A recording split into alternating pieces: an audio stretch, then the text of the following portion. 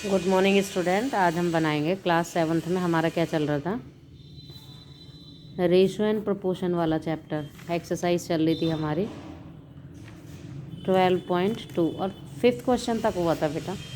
6th question है, देखो बेटा 6th क्वेश्चन में क्या कहा है। 4 पेन की कॉस्ट इतनी है तो इतने 15 पेन की कॉस्ट कितनी होगी। तो देखो बेटा, हम इसे ऐसे भी निकाल सकते हैं और रेशियो प्रोपोर्शन से भी निकाल सकते हैं। इन्हें हम सिंपल फॉर्म में भी निकाल सकते हैं। मान लो let cost of 15 pen x rupees मान लो कॉस्ट। तो देखो रेशो और प्रोपोर्शन के हिसाब से देखो 4 पेन की जो कॉस्ट है वो कितनी है 24 प्रोपोर्शन टू। अब कितने पेन है 15 पेन, तो जाहिर सी बात है कॉस्ट ज़्यादा होगी। कितनी होगी, हमने क्या मानी कॉस्ट एक्स, तो हो जाएगा 4/24 is equal to 15/x। Cross multiply कर लेंगे तो x इज इक्वल टू हमारी आ जाएगी 24 इंटू 15/4।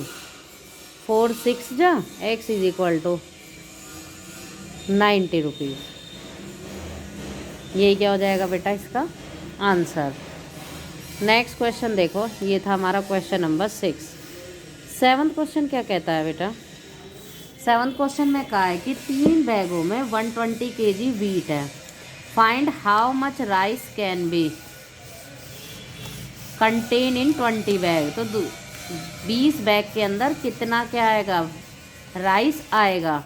तो मान लेंगे कि let weight of rice is equal to x kg। Let weight किसका, weight of rice is equal to x kg।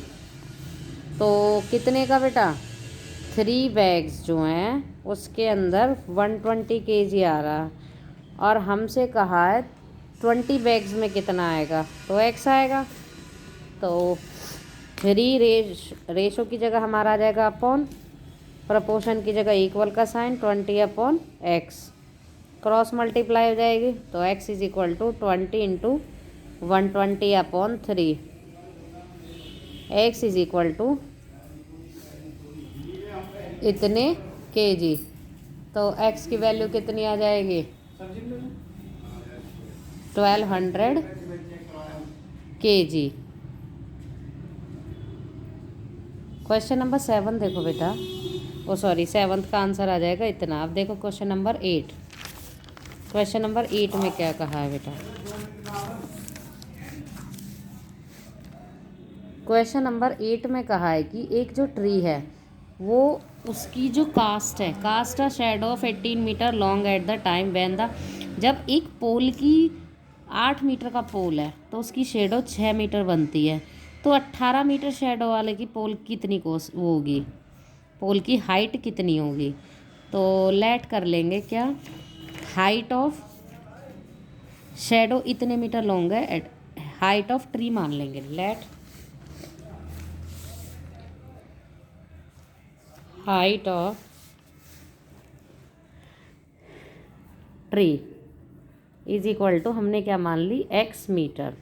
अब देखो क्वेश्चन के अकॉर्डिंग क्या होगा, x का और 18 का जो होगा प्रोपोर्शन 8 प्रोपोर्शन रेशो 6 होगा। हमें पता है क्या हो जाएगा 8x/18 is equal to 8/6। Cross multiply हो जाएगी तो x is equal to 8 into 18/6। 6 3 जा x की वैल्यू 24। यानी कि जो हमसे क्या पूछा है, what is the height of the tree, तो आ जाएगा so height of the tree, so height of tree is equal to 24 metre. हाँ बेटा, क्वेश्चन नंबर 9 में देखो, 9 में कहा है कि इनकम और एक्सपेंडिचर का रेशो दे रखा है। सेविंग का हमें निकालनी है, अगर इनकम जो है कितनी है इतनी है। तो देखो इस क्वेश्चन को अगर हम करना चाहें तो हम मान लेंगे एक्सपेंडिचर जो है अगर इतनी है तो इस पे एक्सपेंडिचर कितना होगा। सपोज करो x मान लिया, x रुपीज़। लेट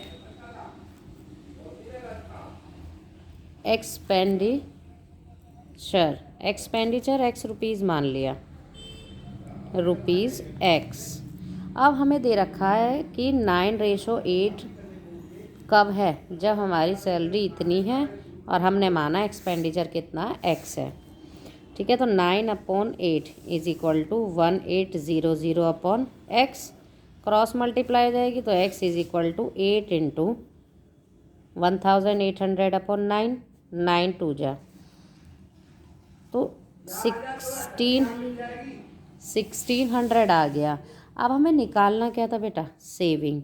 तो सेविंग का मतलब क्या हो गया, खर्चों को माइनस कर दो टोटल इनकम में से। 1800 में से 1600 घटा दो तो 200 रुपीज़, ये क्या आ गई हमारी सेविंग। एक्सपेंडिचर का मतलब क्या हो गया, खर्चा। भाई हमारे सैलरी जब 1800 है तो उस हिसाब से जो हमारा है, सपोज़ करो x मान लिया हमने, तो यहाँ से तो हमने एक्सपेंडिचर निकाल लिया 1600। अब भाई इतना जब हमारा खर्चा हो रहा है, टोटल हमारे पास इतना है, तो सेविंग कितनी होगी 200, माइनस करके निकाल देंगे। क्वेश्चन नंबर देखो बेटा 10th क्वेश्चन क्या कहता है। क्वेश्चन नंबर जो 10 है, 10 में कहा है कि एक आदमी इतने किलोमीटर 6 आवर में ट्रैवल करता है।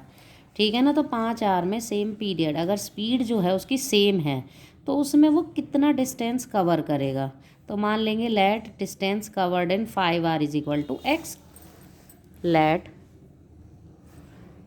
Distance covered in 5 hour is equal to x kilometre. देखो 324 तो करता है 6 में, तो x किलोमीटर हमारा किस में कर रहा है, 5 में। तो 324 upon 6 is equal to x upon 5, cross multiply कर देंगे तो ये हो जाएगा 324 into 5 upon 6 is equal to x। इनकी कर देंगे आपस में मल्टीप्लाई, आ जाएगा 270। तो यही क्या हो गया इसका आंसर, यानी कि जो कौन है, ए मैन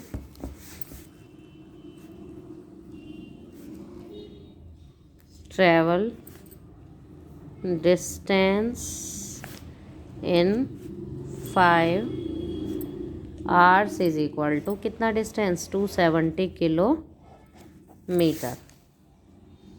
ठीक है बेटा, नेक्स्ट क्वेश्चन देखो, क्वेश्चन नंबर 11। क्वेश्चन नंबर 11 में कहा है कि alloy the ratio of zinc, aluminium and copper are in 8:7:6 if the weight of the zinc is 32 kg। तो पहले लिख लो जिंक का weight, let weight of zinc is equal to, let नहीं क्योंकि ये तो हमें दे रखा है, जिंक का कितना दे रखा है 32 kg। ठीक है, हम मानेंगे कि let total weight of alloy, let total weight of alloy is equal to x kg। अब देखो बेटा इसमें जो दे रखा है, रेशो किस किस का दे रखा है, पहले वो लिख लो। रेशो दे रखा है zinc ratio, aluminium ratio, copper. कितना दे रखा है बेटा, 8:7:6। ठीक है ना, और हमने टोटल माना x। देखो इन क्वेश्चंस को करने के लिए एक अलग तरीका भी है। मान लो टोटल, पहले निकाल लो बेटा टोटल रेशो, ये इजी पड़ेगा। 8 को 7 को और 6 को क्या कर दो, ऐड कर दो। जब आप ऐड करोगे तो तीनों को क्या आएगा, टोटल 21। अब जिसका हमें निकालना उसका रेशो ऊपर रख लेंगे। अब जैसे सपोज करो हमें जिंक का तो दे ही रखा है, पहले जिंक से निकाल लो टोटल का। भाई देखो लिखेंगे जिंक परसेंट या जिंक रेशो, रेशो की बात हो रही है। जिंक रेशो कितना है 32 kg। तो जिंक का अब टोटल कैसे निकालेंगे बेटा, अब इसमें जिंक का कितना हमारा 8 था, भाई 8 ही तो है रेशो जिंक का, तो वो तो ऊपर रख लो अपॉन जो इनका टोटल आया, नीचे रख देंगे डिनोमिनेटर में, और इनटू जो हमने टोटल क्या माना भाई, एक्स का ही तो रेशो है ये टोटल, कितना 32, तो एक्स 32 इंटू 21/8, 8 4 जा 4 1 जा 4, 4 2 जा 8, यानी कि हमारे पास जो टोटल मिक्सचर है वो कितना है 84 kg। अब हमें जिसकी परसेंटेज चाहिए उसकी निकाल लेंगे। देखो अब किसकी, एल्यूमिनियम की, तो एल्यूमिनियम की कैसे निकलेगी, weight of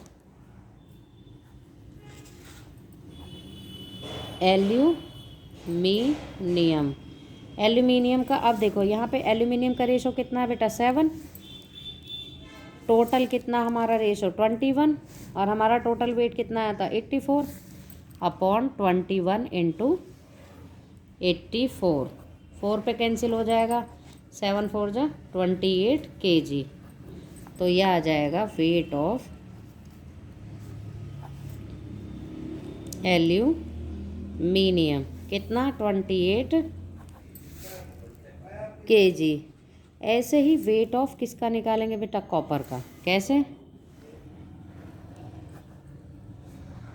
weight of copper, अब यहाँ पे देखो रेशो में कितना 6, टोटल कितना है 21, और इंटू कितना कर देंगे 84, 6 upon 21 into 84, so weight of copper is equal to 24 kg। यहाँ तक कर लेना बेटा, आज क्वेश्चन नंबर कहाँ तक 11 तक, फिर क्या करेंगे हम, आगे का काम कल करेंगे।